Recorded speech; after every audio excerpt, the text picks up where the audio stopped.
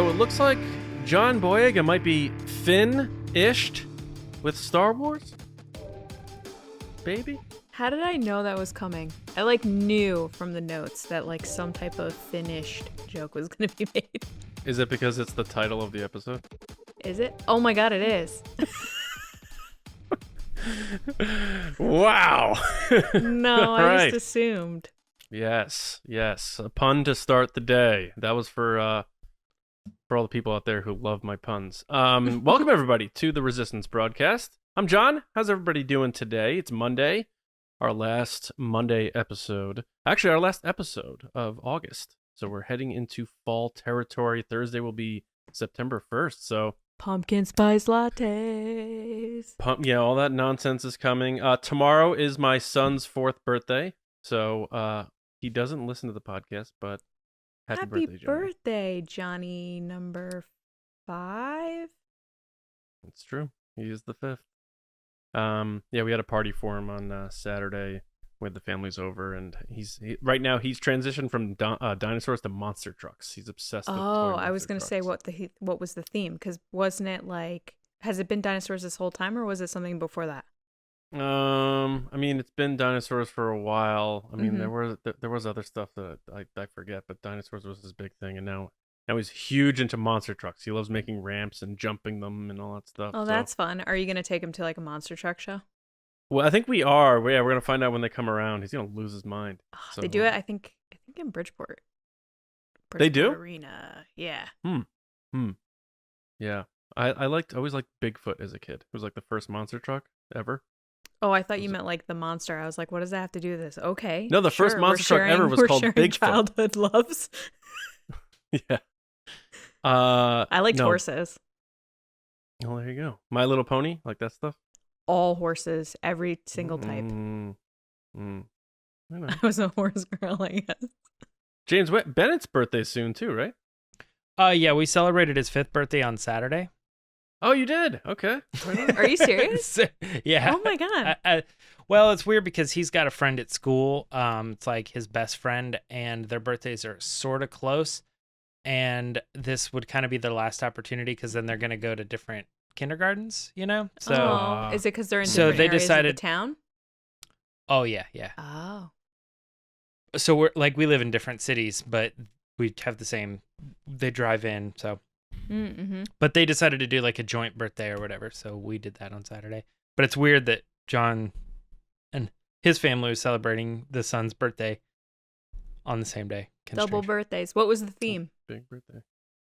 Well, it's just kind of, they're each celebrating their own thing.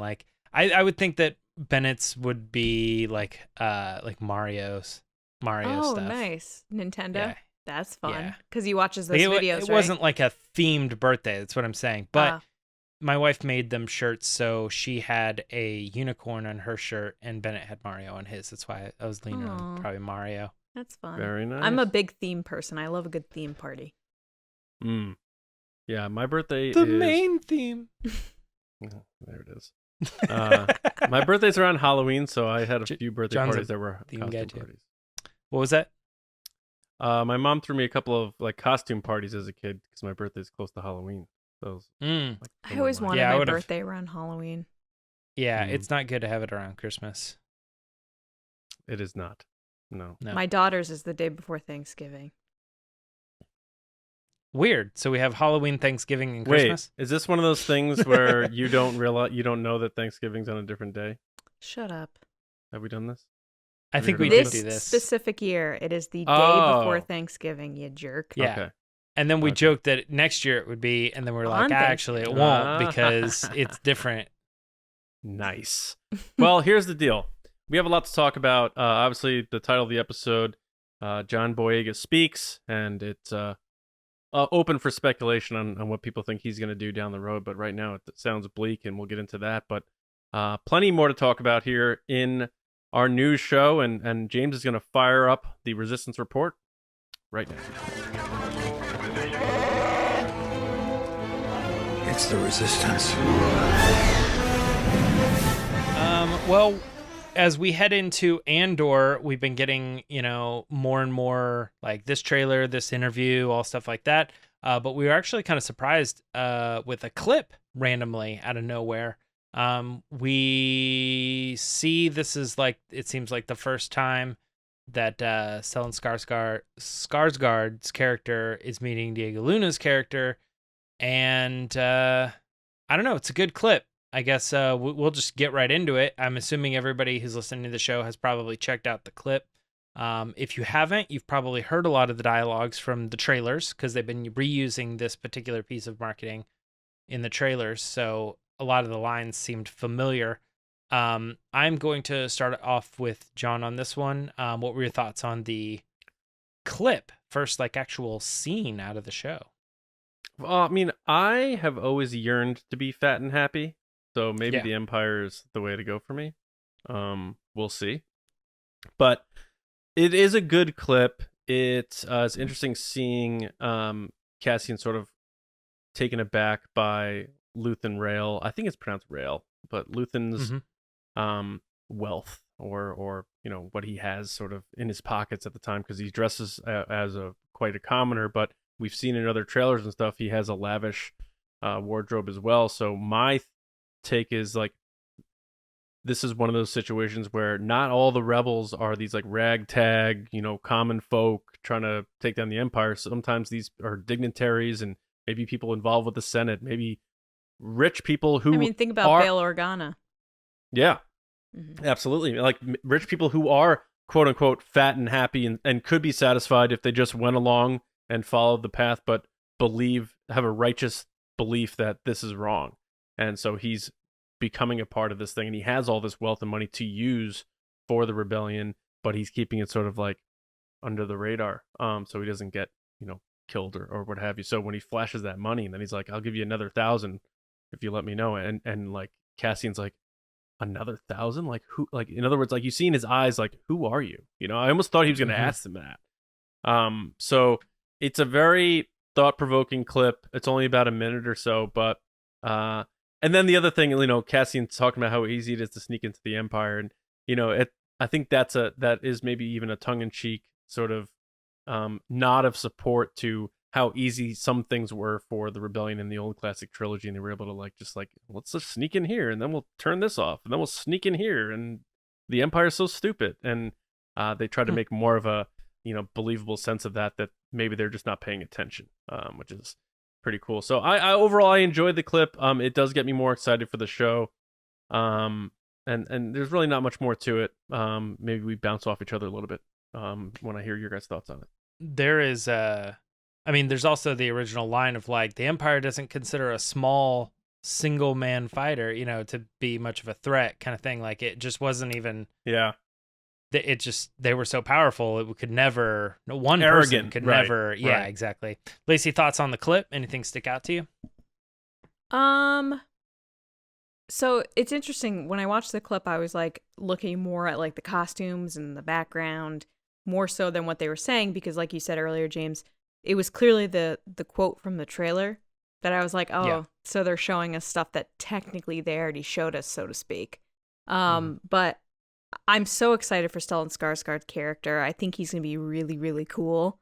I can tell just by what we've seen so far in the trailer how important his role is. I like how he like flashes the stuff. Really, he's like does this like magician's trick, which looks really cool. Fans it out, yeah. Yeah, it's really, really awesome. But yeah, I had moments, like little flashback moments to Rogue One, where he's talking about how you just go in and you're confident, because they're all really nervous in Rogue One about going in. And I'm just like, but he's already done this. Why is he so nervous? But I'm assuming, he's going to meet his match where he's going to go in too many times. And one of those times he's going to get a little too cocky, and then it's going to hurt him, so to speak. But yeah, I have to think that's probably how he finds K2SO, right? Is like he'll probably go into an Imperial situation, find the robot, take it.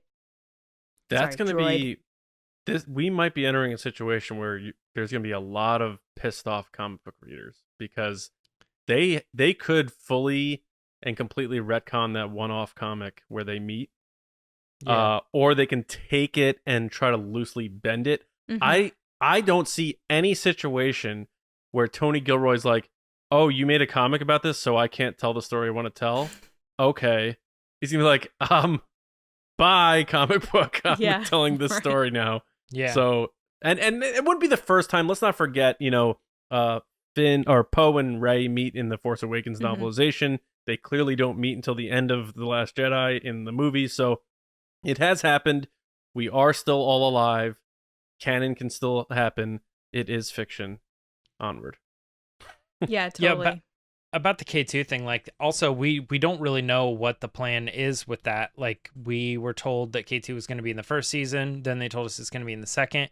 They had a plan which we're not really talking about here, but like the whole 5-year plan, they came out and they were like, "Well, we just didn't want to be involved for so long, right? They We moved just want to 5 down keep to doing." 2. Yeah. Diego definitely said that the second season is going to include K2SO. He said that recently in one of No, these many of interviews. Yeah. I know that, but what I'm saying is like originally they were wanting to do the K2 thing. So if he's more involved in the second season and they are like kind of shifting like everything down from 5 years, you know how they're doing like into the blocks, like maybe K2 just enters in one of the blocks or right at the beginning of season 2 and they don't even show how they met, that he's just there because the plan is, it's like this is where he was 4 years ago. This is where he is 3 years. This is where he is 2. And it would be very easy for them to say somewhere in between 3 and 2, he picked up the droid. If you want to know how, go read the comic. But we planned on showing it when year 3 was an entire season, but now it's not.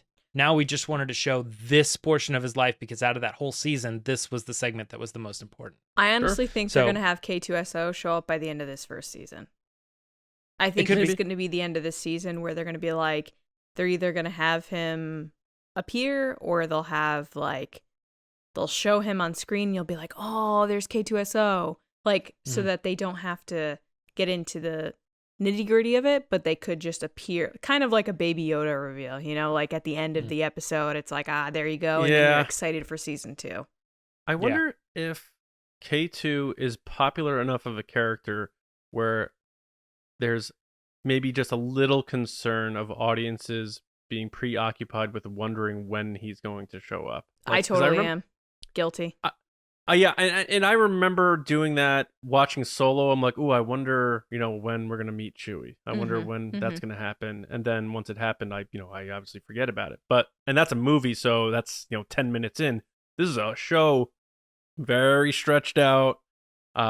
We can go through a lot of hours of this, and with people being like, "This is gonna be the episode. I know it. K2's coming," and then it won't happen, and Well, we'll we do thought it the on our same thing live with show. And Grogu, that people are going to do yeah, the same thing. Like, when are we going to see Grogu yeah, again? And he showed up yeah. so quickly. I don't think it's gonna be as. I'm not saying it's gonna be a big thing that's gonna overshadow stuff, but I think fans are gonna continuously be wondering and speculating when he's gonna finally pop up. And I tend to believe Alan Tudyk that he was not in season 1.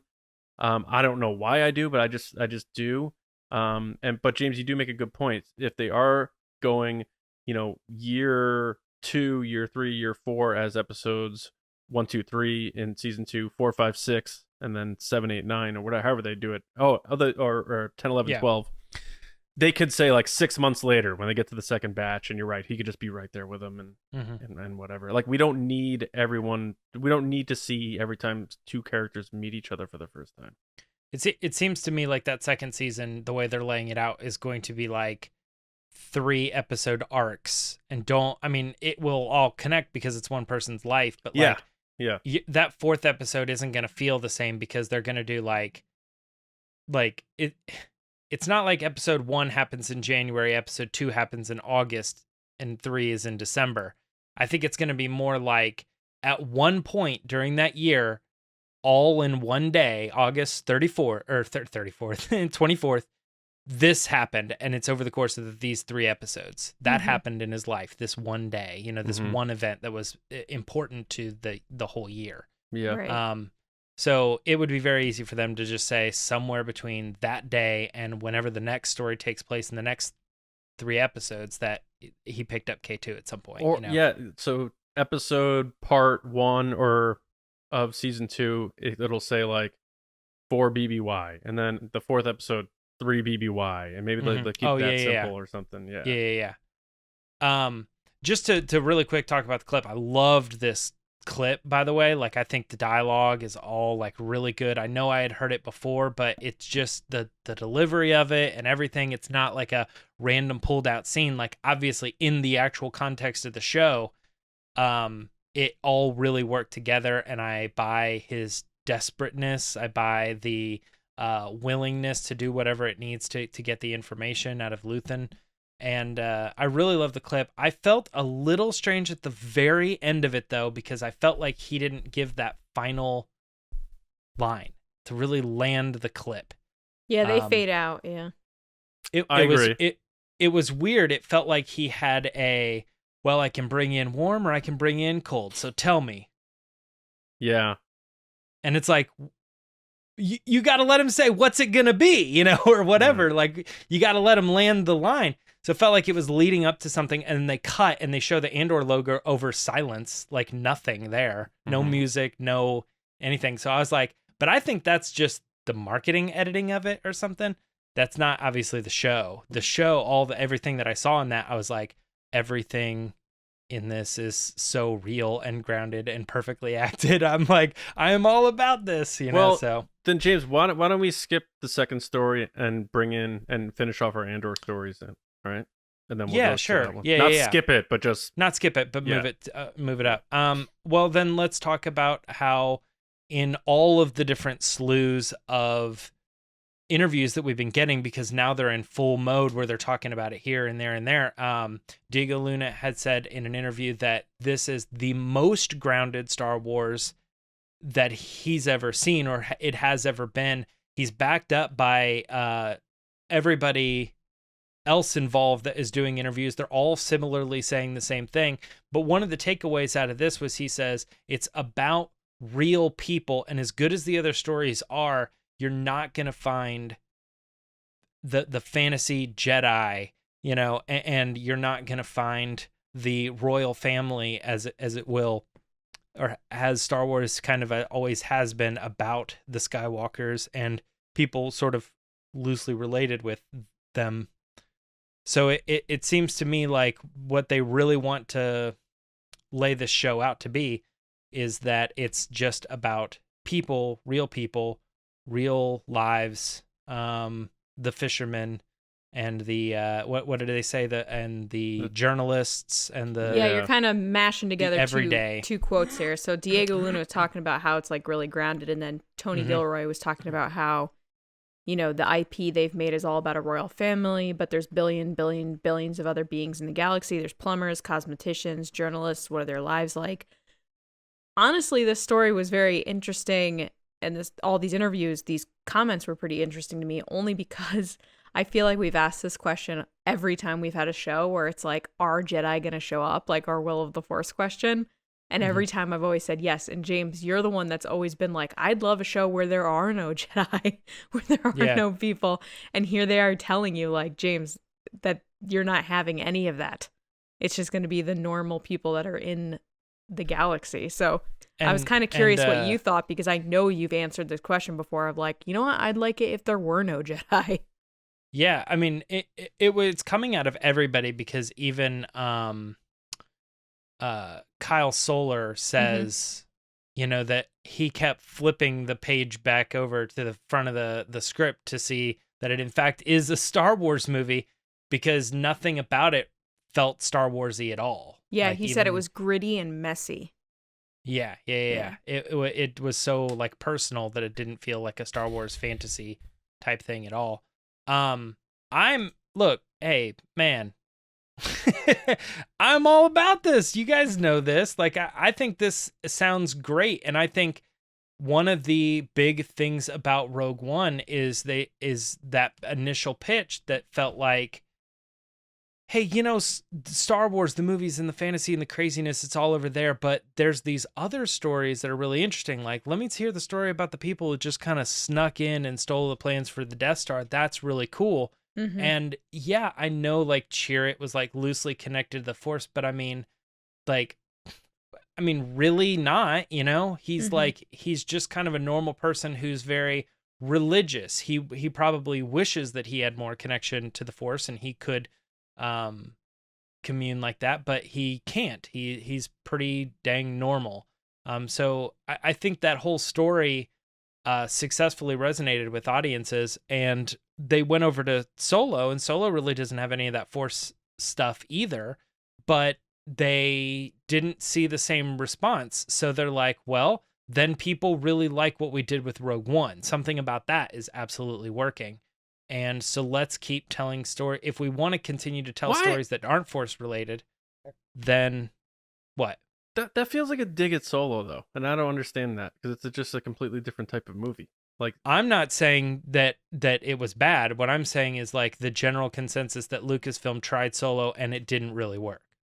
And they're not really. No. I'm saying that the people at Lucasfilm were like, oh well, or else they'd be making Solo 2 right now, right? Am I wrong on that?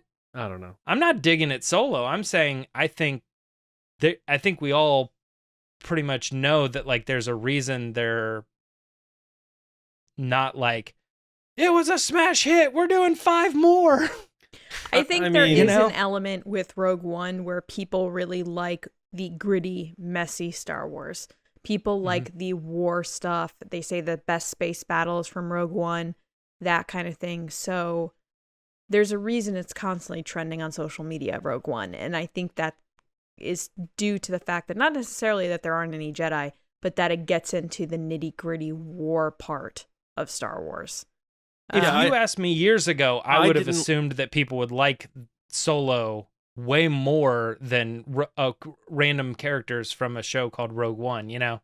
Like, that doesn't make sense to me. I would assume that they would like the Han and Chewie and the more fantastical element of it, but I think they're two completely different types of storytelling, so I don't like comparing them, even though there's no Jedi. Sure, yeah. That's fair. This story bothers me just a little bit because I feel like, and I know I'm 100% behind Tony Gilroy's conviction and sort of like not worrying what people think, but he's got to be careful because he's starting to sound a little pretentious and a little. Ooh, interesting. Well, and what I mean by that is it sounds like he's taking shots at other Star Wars, including George Lucas Star Wars, by saying like, yeah, we're bringing characters back, but not in a fan service way, which like George Lucas did through his teeth in the prequels, and Clone Wars, and you know, name it. I think he's just trying to make his own mark, and that's how he's doing it. And it's just coming across the wrong way. I know, but then also saying, you know, the green screen stuff that bothered a lot of VFX people when he made those comments, and sure, you know, saying, you know, there was another line he said about how this is, or like the actor Kyle Soller saying it was completely different. I had to look to see that it was Star Wars is completely grown up, and it's like, that's fine. And that's there was good the other one too. I imagined that there was going to be green screens, but you know, it was some sort of virtual set, but it wasn't. It was. They did say that the city's called Ferrix, which I don't know if I've ever seen that before. Yeah, we saw that. Yeah, we've seen about it. Yeah, that was from Argia Arjona who said that. So yeah, we all know they had real sets and stuff, but saying like, oh, it's grown up and it's good. It's like, yeah, that's good because Rogue One and this story are supposed to be that, and that's the type of story they're telling. But I feel like when they say stuff like that, it's like, finally, you know, Star Wars is adult now. And it's like, I just don't like the phrasing of that. I don't like when fans always feel like they have to pitch this Star Wars versus this Star Wars. Yeah, I don't get the comparison thing that everybody always does. It's always like, it's either this or that type thing. This is better. This is worse. No. It could just be. Yeah. It doesn't have to be one or the other. I like it's all Star Wars to me. I'm on the side of Star Wars. So and that's not to say you can't critique it. I'm just saying it doesn't have to be critiqued at the sake of something like else. You could only pick one, and there's 3 Star Wars movies listed. I'm like, the worst tweet ever. Stop mentioning it.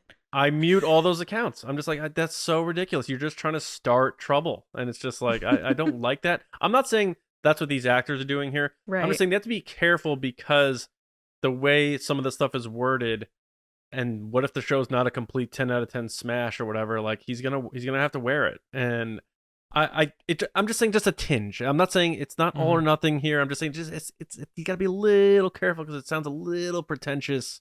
But I'm still fully behind him and trust what he's doing. But I just wanted to sort of bring that up lightly because I think other people might feel that way a little bit too. But that does answer our Will of the Force from a couple months ago of will there be Jedi in this? Obviously not, because Diego Luna's like, nah. Unless he's there's no completely Jedi. lying, you're right. Yeah. Although yeah. now I can't even fall back on the usual thing that I say where I'm like, they would never lie like that because they've all lied. Oh, yeah. Like, we were just talking about Liam Neeson blatantly lying. Ewan McGregor's lied.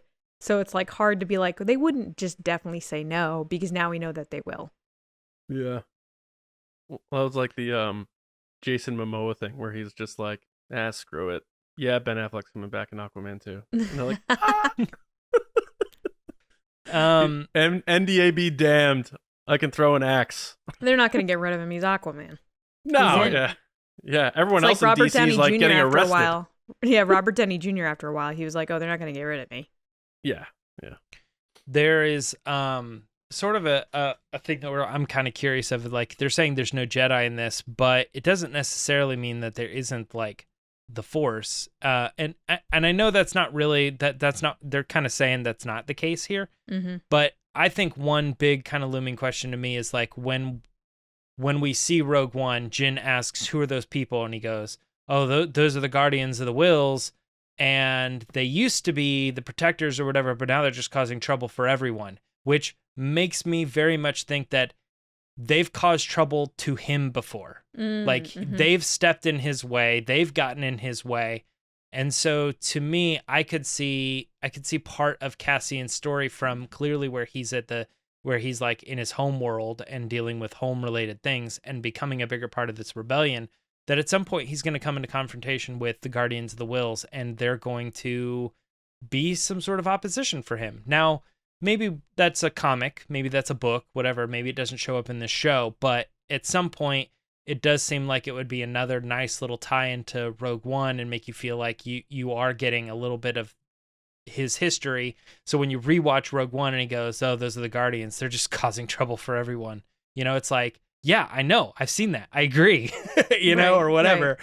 Right. And it gives you a little bit more of a, instead of taking Cassian's word for it and then having to learn Bayes and Cheered on your own, that you can kind of like understand where he's coming from and fall in love with those characters, Bayes and Cheered, that being who I'm talking about. So I would think it would be cool if they brought in Guardians of the Wills at some point. I do too. Maybe season 2 or something. That would be neat. And it doesn't necessarily have to be the same two Guardians. Oh, yes, it does. Yes, it does. I mean, I'm saying it doesn't have to, in the sense that like if like Marvel wanted to have a run-in with these other Wakandan warriors, I mean, it's whatever. Give me Cheer It all day.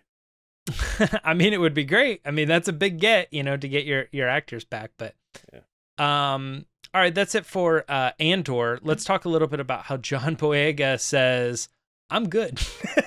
Right? Personally, he, to tell the story, he was doing an interview and it just got brought up like, "Hey man, what's the story with Star Wars? Are you interested in coming back? Like, what is that?" And he says, "Look, a lot has changed." Actually, this is a really good interview, a really good statement from him that says, "I am so happy that it did happen to me so that now when I see it happening to other people, or saying like, and it's not happening to those other people, like similar things are happening to those people and Disney's backing it, Disney's supporting it, kind of that stuff." So it was a good interview. And I think what is interesting to me is I've been waiting for the comments, ever since the line that stuck with me, "You're not going to Disney Plus me." I've been wanting to see what he would say about Star Wars just in general, like address the movies, address TV, address something. And he did here. He says, "I'm good on it." With his story can be in video games, his story can be in books, comics, whatever. It's not right now. And, I don't know, maybe like someday down the line, crazy, but like for right now, I'm good. I'm not planning on coming back. There's no plans for me. And I'm totally happy with just making that part of my life in the past. Lacey, what are your thoughts on John Boyega's statement here?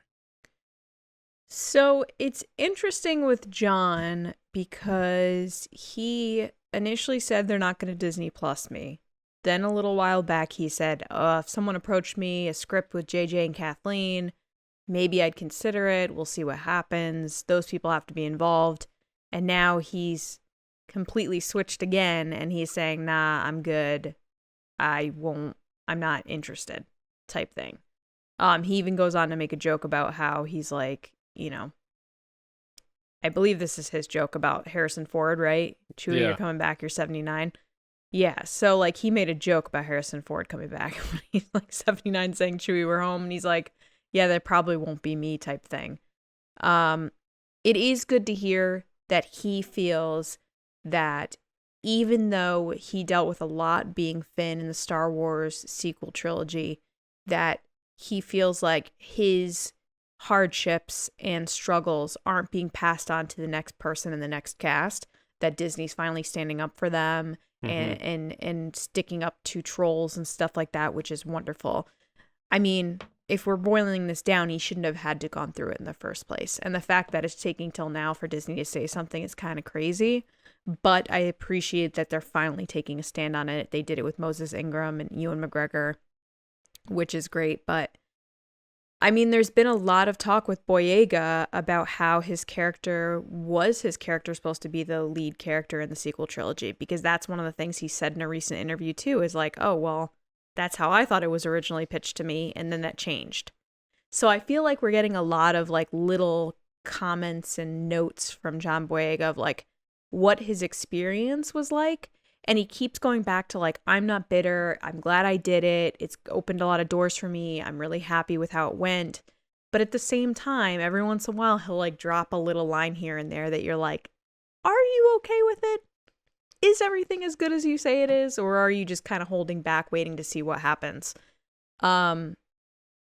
That being said, I would love to see Finn back. I've been very open about how I want to see Rey, Finn, and Poe back for another trilogy of movies with their own story and their own adventures.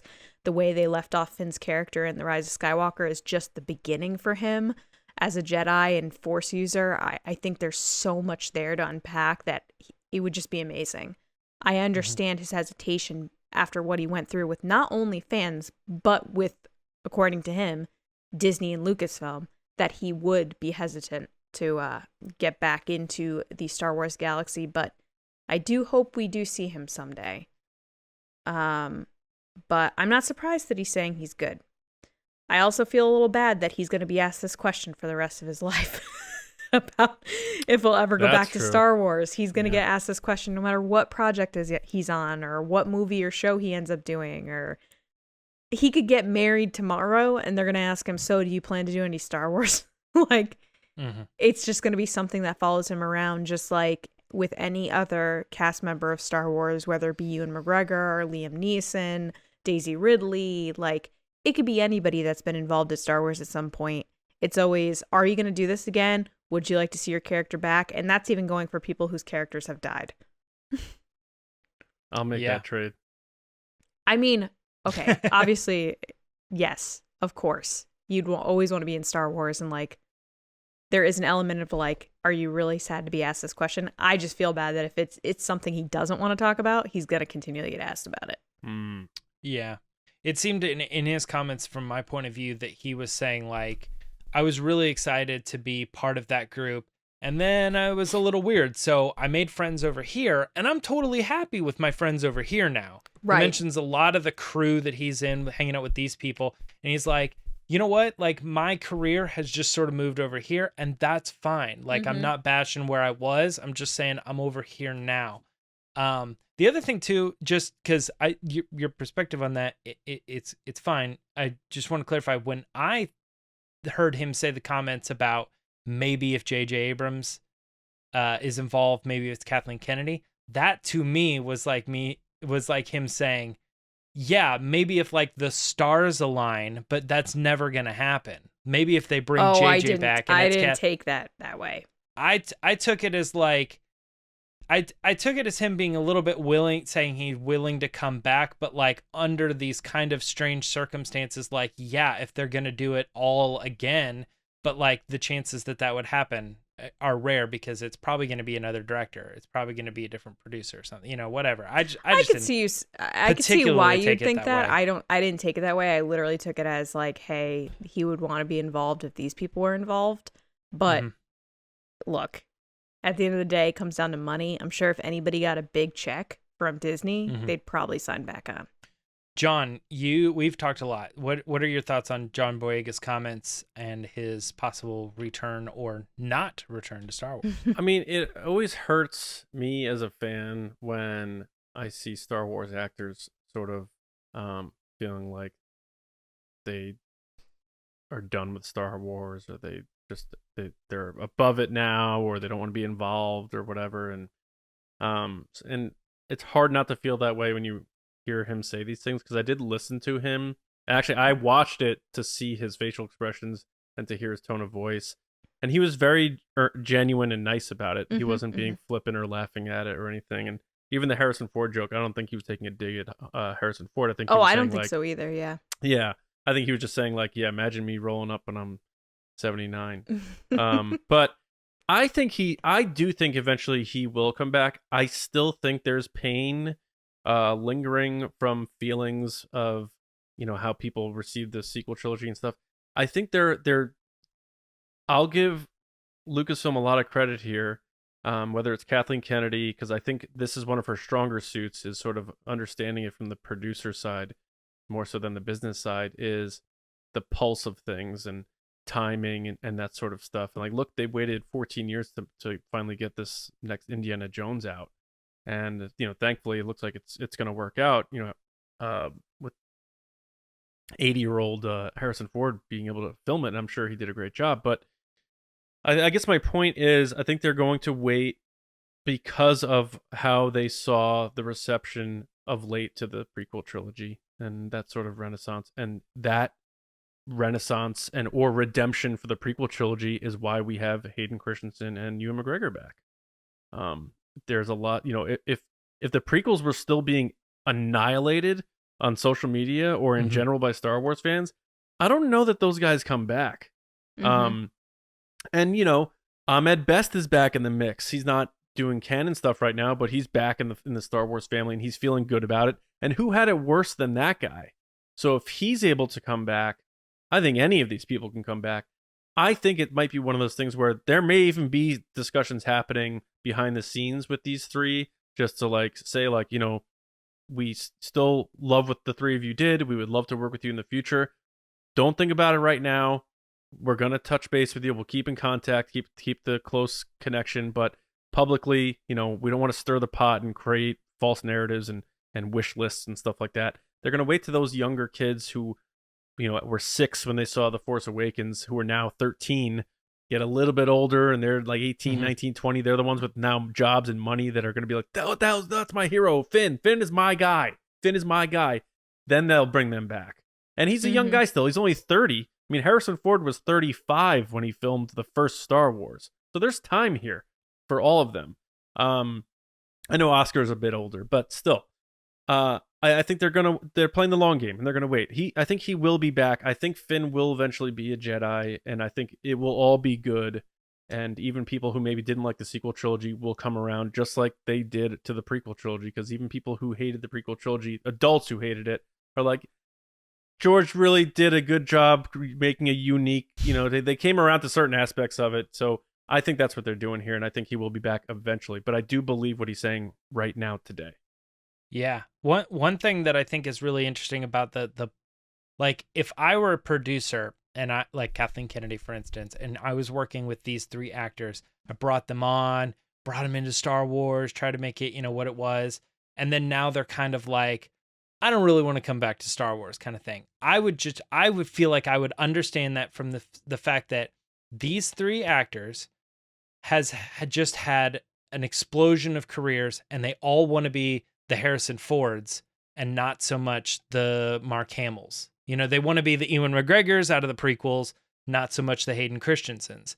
So it's like, now that they have all these opportunities, they want Star Wars to appear on their career as like Natalie Portman, for instance. Like, yeah, I did that at one point, and then I went on to do this other thing and this other thing, and Star Wars never became my identity. And all 4 of them, if you include Adam Driver, they don't want to be Robert Downey Jr. being like, I am Finn, and I am locking myself in as this character forever, especially since it doesn't appear like Disney's going to make those movies, and they're not going to, if Daisy and Oscar don't want to come back, then John Boyega's not going to be like touting more Finn movies. Daisy's got a bleach blonde buzz cut right now. She's not coming back anytime soon.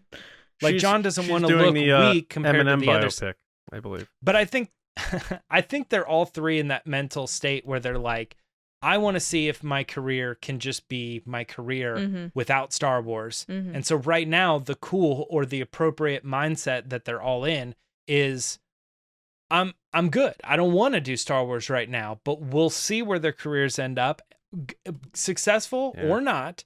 Even if they're successful, they've proven that they can have the career outside of that, just like Harrison Ford. Return to Indiana Jones, return to Han Solo, and it's fine, you know.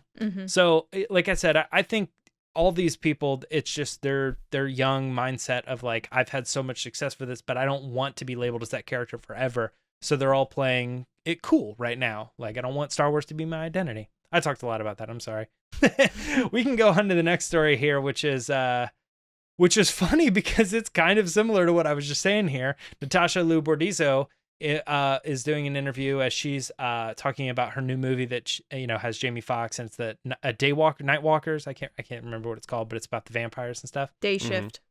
Day Shift. That's right. Night Walkers, Day Shift. Well, I was thinking Day Walkers because it's Day Shift, but and it's about vampires. They're called Day Walkers. Anyway, but she went into it. She's like, look, here's all this information that I have on Sabine. Like, watch Rebels, don't watch Rebels. I love Star Wars. I love being this. I relate to these characters, and I think about how these characters, how they would react in these situations, and it's making me a better person. She very much led to the phrase which got us to the headline, which is like, this is her dream job. She absolutely is like, this is the most ideal situation she could ever be in. She went into the whole history of the casting and everything. There was a lot here to unpack. John, I'm going to let you start. What are your thoughts on Natasha saying her dream job is working on this show being Sabine Wren? Well, first off, the fact that they gave her a Top Gun scene. I knew that was coming. And she said she was a male pilot. So, like, she's doing, like, what, Iceman quotes? It's like, I bet she's doing Maverick quotes. You're everyone's problem. That's because every time you go up in the air, you're unsafe. I don't like you because you're dangerous. They're like, we just found our Sabine. We just found our Sabine Wren. That was a quote from Top Gun, Lacey. That was Iceman. I understand what it's from. Did I do a good job? Would you have hired me? Yeah, I just watched Maverick again. What a freaking movie! It's so good. No, this is one of those things I love. Now we'll see what happens down the road, but she's got this role in this series, and we're gonna talk.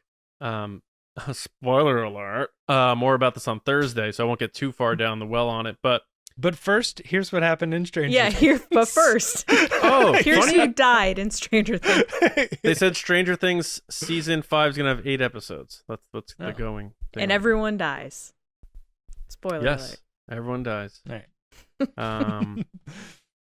Written and directed by Rian Johnson. I don't know. There's not too much to really dive into here. My simple take is that I don't know much about the actress, but I like that she's excited about it.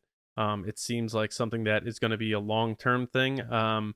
I don't think it's just going to be Ahsoka. I think she's going to play Sabine for a while. And whether that's, we had talked about this on the show in Will of the Force, will she appear in The Mandalorian Season 3, maybe Mandalorian Season 4? That would make a lot of sense when you think about who else is involved with that show.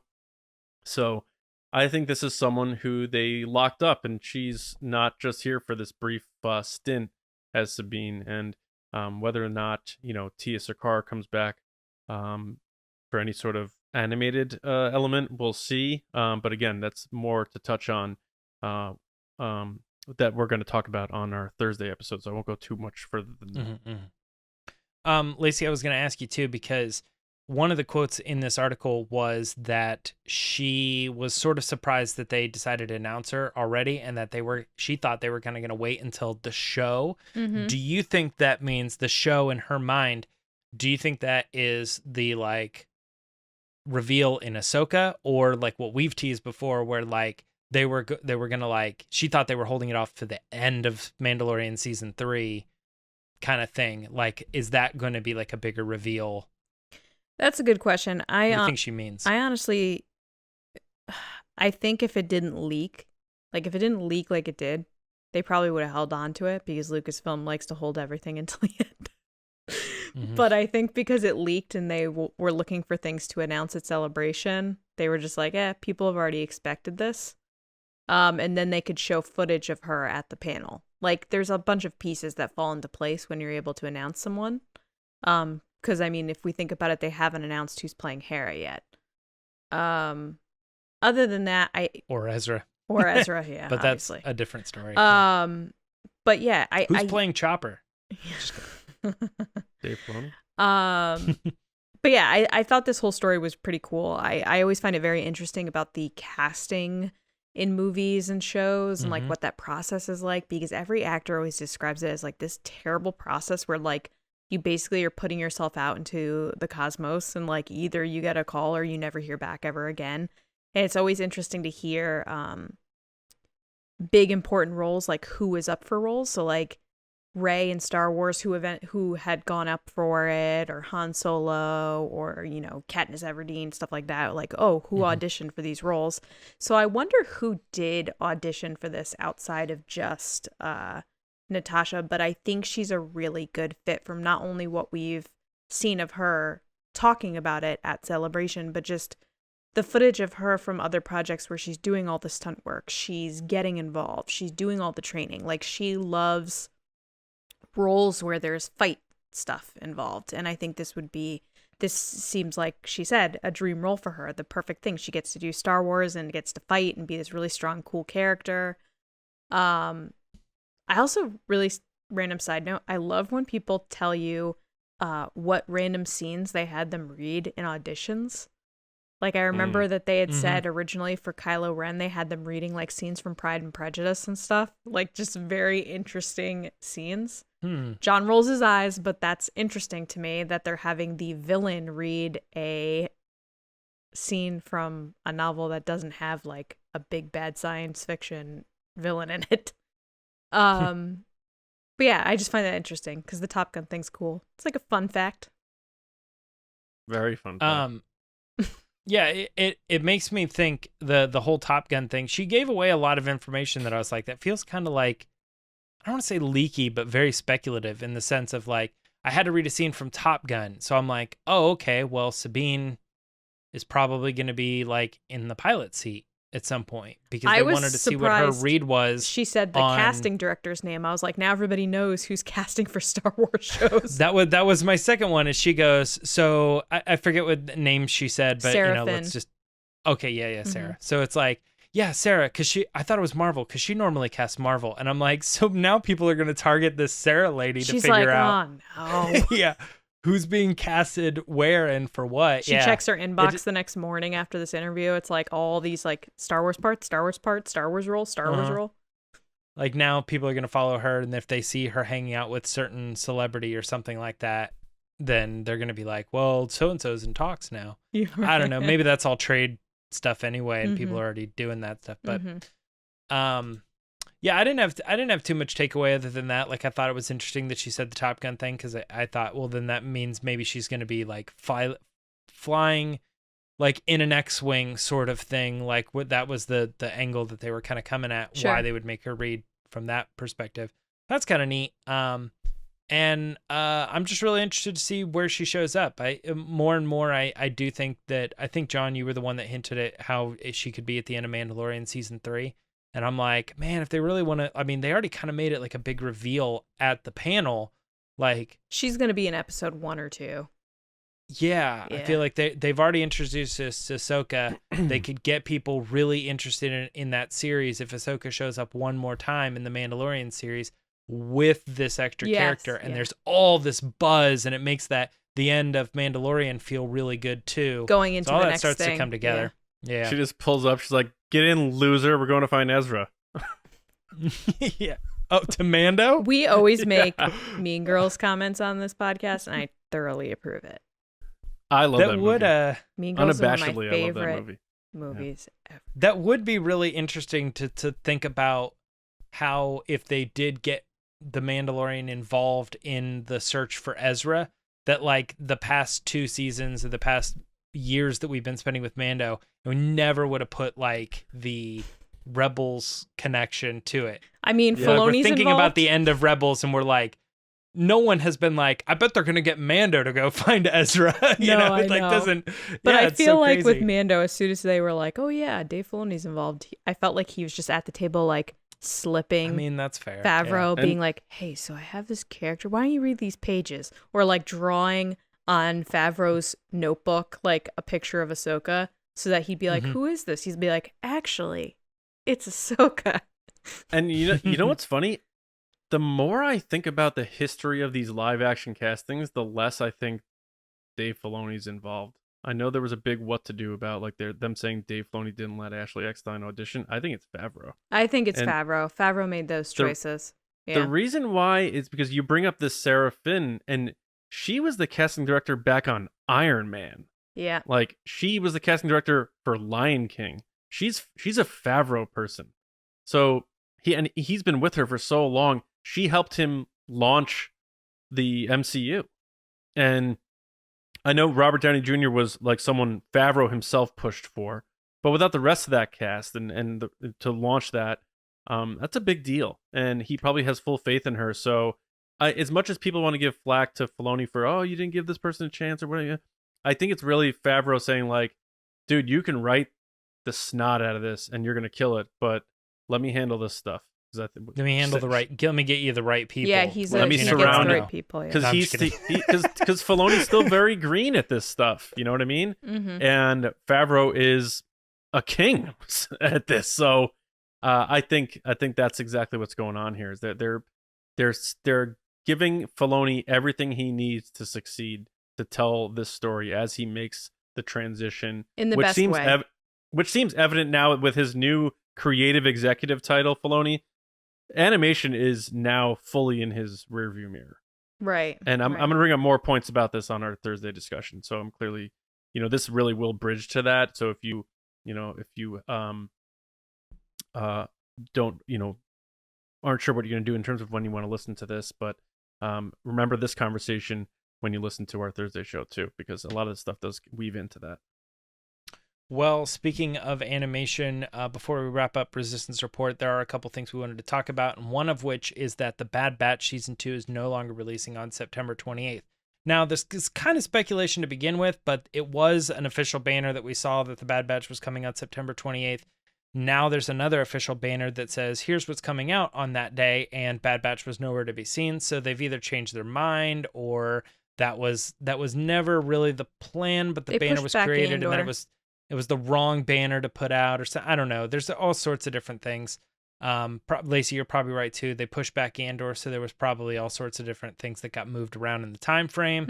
Mm-hmm. But as of now, we still don't know when Bad Batch is coming out, and I that's kind of crazy. But regardless, another Star Wars property that was pushed back recently is Knights of the Old Republic. They are doing a huge remake of it. That was confirmed. That's out there. But then suddenly out of nowhere, it was like, oh, indefinitely postponed. We don't know what's going on. And if you want to read the story on Star Wars Newsnet, we have all the details there that break down kind of what happened and why it is now officially going over to a different developer. They have adopted it. They're coming out. They're saying, yes, we're taking care of this. And so it's seemingly back on. So, the date has been pushed back, but still look forward to the Knights of the Old Republic remake. It is coming. And speaking of things that are coming, we have one more story from Claudia Gray, as she was asked in an interview if she thinks they'll ever do a sequel to Lost Stars. James, you How were funny- just How talking funny about this. that I randomly bring that up, and the day the episode airs, this story dropped, and here I am on the show going, "What's happening with Lost Stars 2? Yeah. Where's that book?" But she says it is coming, and or she didn't say it is coming, but she did say that she believes it will happen eventually. It just the stars have to align. I She's guess. busy with High Republic, honestly. Yeah, I think that's the bigger thing there. That's your is that second star alignment reference. well, that I called back to the first one, which is why. Nice callback. Bookends, John. I got it from my friend Larry. Anyway, that's going to wrap up Resistance Report this week. And we are going to head into our next section, which Lacey is going to take it away. All right, guys, it's time for the Patreon pod race.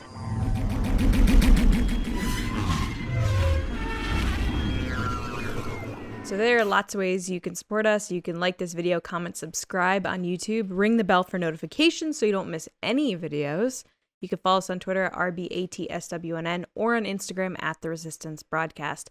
Also, we still, of course, upload this to audio platforms and Spotify and Apple Podcasts. And if you leave us a review, we really appreciate it. It helps people find us and it lets us know how we're doing, which is always nice. But if you want more than that and you want to support the show, what we're doing here, you can head over to patreon.com/resistance broadcast. Starting at just $2 a month, that's it, $2. You get access to the page and you support what we're doing and you get cool exclusive videos and much more. And as you go up in the ranks of different type of pledges, you get more access. You get Discord servers, mailings, being a part of the show, and much, much more. As we've kind of been hinting at over the past few weeks, we are revamping our Patreon. That's going to be happening very soon. So don't delay. Sign up now so that you don't miss anything. But this is the part of the show that we let our generals and spice runners take part. We ask them a question, they give us an answer, we discuss it. So before we get into that, I want to thank those people. So thank you to our generals: Carmelo, John Reese, Jetta Rosewater, Paul Olson, Frank Grande, Darth Hurricane, John Charlton, Nick Kratz, Christian Morales, Brian Smith, Matt Chitty, Danny Mike Mori, Matt Heath, Chris White, Brendan McLaughlin, Count Pepto, Samuel Zilke, Sneaky Zebra, one of our newest generals, and Val Trichkoff. Thank you guys so much. And then to our Spice Runners: David Probus, Neil Shaw, Kendall Gelnar, Ryan Wara, Dave Hornack, Micah Harrison, Thomas Hennessy, Andrew Staley, and Mike, I don't know why I said Michael Myers, Jeremy Myers. Jeremy Myers. Thank you so much.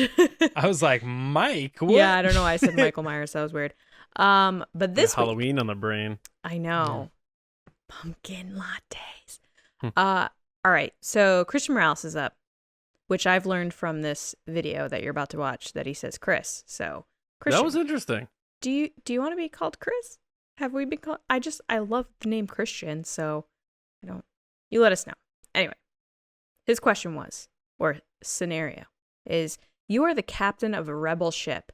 What 4 Star Wars characters would you recruit to be on your team for a daring mission? Stipulation: you can only have one Force user. So Christian or Chris, take it away. Hey, what's going on, TRB? Chris here. So I took the question that was given to me with the rebel ship being more of a freighter type class. So with that and the amount of crew I'd need, my 4 picks would be, of course, the best co-pilot in the galaxy, Chewbacca. Who wouldn't want him as a co-pilot? And he's really good with repairs. I'd probably have 2 gunners. So my picks for those would be Iden Versio, as well as Wedge Antilles. They both can handle single-man fighters, and I'm sure that they'd definitely be a lot better in a larger crew-type ship. And then my last pick would be Eli Vanto. Even though he's not specifically a rebel, he definitely seems like a good guy deep down, and he'd probably end up actually joining the rebellion towards the end. And he's like a little mini Thrawn, so what's not to love about that? All right, well, you guys take care, and I'll see you guys around. Nicely done. Love the Rey Skywalker lightsaber. Hate that I had to say Rey Skywalker, specifically Skywalker, but I love that it's the Rey saber. That being said, John, what'd you think? Hate the Eli Vanto pick. Love the Chewbacca pick. Really like the Wedge pick. And Iden Versio's cool. That's cool too. I liked that you were tactical about this, Christian. You were like, and yeah, definitely do let us know if you want us to start calling you Chris. That's cool with me, man. But you were like, I'm thinking it's gonna be a freighter ship, and this is why, and I want 2 Mhm. gunners. Like you went all in military style in this. So I really thought that was really cool. That was like my favorite part of your answer. It's like you plotted this whole thing out. You weren't just like Mad Libs, character 1, character 2, character 3, character 4, boom, done. You like put thought into this, and I really appreciate that. That's what this is all about. So killer pod race just for that alone. But obviously the Chewie pick right up there, man. Love that. You got to have Chewie in the mix because who has your back more than Chewbacca, right? So having Chewie as your best friend, co-pilot, that's the way to go. But all really good picks. I'm not a big Thrawn or Chiss guy, so the Eli Vanto stuff is sort of not on my radar in my unknown regions, so to speak, out there somewhere in the galaxy. But Maybe great they job, are as in your always. unknown regions. I don't like that phrasing, in my unknown regions. Oh, not my personal Yeah. unknown regions, no, but just out there Can we in the Star stop Wars saying that phrase? unknown regions. Stop. Yeah, it's got to be your James? regions. No, Yeah. stop. No, I thought what was That was a interesting Tommy about Boy this, deep cut. Yeah. I thought what was interesting about this is that the answer could always just have been Chewie, Han, Leia, Luke, one Force user. Yeah, okay, cool. I'll take that. And it's like just that's the crew, That's right? probably what I would have done. I'm so lame.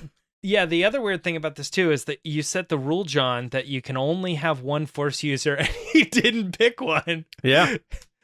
He said, it was the thing that we've kind of been discussing recently is wouldn't it be cool if there was a Jedi who was unable to defeat the villain because they were just that smart, they didn't have the Force. It's like he sort of took that Eli Vanto, Iden Versio sort of angle on that, which I thought was really cool. So everything that John said too, like very tactical answer, you really thought it out. Those are the kinds of questions, or those are the answers that we like to get on the show. Always delivering, always awesome. Thank you, Christian. Awesome. Christian, well done. Love your picks. Like I just said to James, I would have been the boring person and just chose the obvious picks because I'm lame like that. But I like how yours are all varied characters and from different places. Like, that's really, really cool. Also, I'm sorry if you have really enjoyed being called Chris. I feel like I failed you. He's never told us. He's going to be like, he's going to say, I say Chris once, and all of a sudden the three of them fall apart. Sorry. Yeah, I know. Imagine he's like, I was going to re-record that whole thing. I have no idea why I said Chris. I don't even like Chris. I'm so sorry, but please my mom just called me Chris, and it just rolled off the tongue. Yeah, I wasn't but thinking about it. please post all the selfies with your Rey lightsaber because it's the best lightsaber. Yeah. That being said, back to you, John. All right. Also, which TIE fighter is that? Is that Power of the Force? Let me know. Mm-hmm. But I always like when we see like our patrons like bookshelves that are like also blended in with like merch showcase displays and stuff. It just feels very warm and cozy, like they're little like nerd nooks. I like that. Nerd nooks. Yeah, copyright. Yeah. 2022. You've been to nerdnooks.com? It's great. It's I running a don't know. special right now, 10% off. What? Use the promo code. Someone that just up. picked up that, Yeah. URL. It's like that's like going back to Jimmy Dong's chili dogs. Yeah. As long as it's not in your unknown regions, I don't really. Food truck. Yeah, but if you're gonna get it, you have to get it with the donkey drip sauce. That's just what it comes down to. All right, Extra so spicy. that takes us to the end of the show. So we want to thank everybody for listening and watching and being a part of TRB. Make sure, like Lacey said, subscribe to the show. Our Spotify, for all of you like Apple people and SoundClouders, Spotify's coming. Our Spotify listeners are growing. We have a Spotify army, and we want to thank everybody who's giving us ratings over there. We're almost at 350 ratings on Spotify, which is incredible. It really is. So let's get over that mark and keep spreading the word, because the more we get people to follow us on Spotify and rate us on Spotify, the more other people will just find us and join the party. So that's what it's all about. Of course, also youtube.com/Star Wars Newsnet videos. Star Wars Newsnet for all of your Star Wars news, reviews, editorials, information, and more. You can find me on Twitter at Johnny Hoey, writing and editing at Star Wars Newsnet, and my movie podcast, Just Like the Movies. We finally are back, and we recently put out an episode on Dirty Harry, Clint Eastwood classic. James. You can find me on Twitter at Myra Trunks, or if you'd like to follow me on Instagram, there I'm at Myra Trunks. Oh, that's interesting. That's it. That's like a callback. Yeah. Thanks, Larry. Lacey? Bookend. People can find me on Twitter and Instagram at Lacey Gillerin. Same handle on both. Mm-hmm. Nice. I lucked out. Way to get your handle. I know. Yeah. All right. So we'll be back Thursday, and I know I teased it a bit, but we are going to talk quite a bit about the future of the Ghost Crew. Those that are alive, those that are dead, and whether or not we're going to see them beyond Ahsoka. We're going to have some, I think, some fun ideas tossing around. So enjoy your weeks, and we'll see you in September on Thursday right here on the Resistance broadcast. See you around, kids.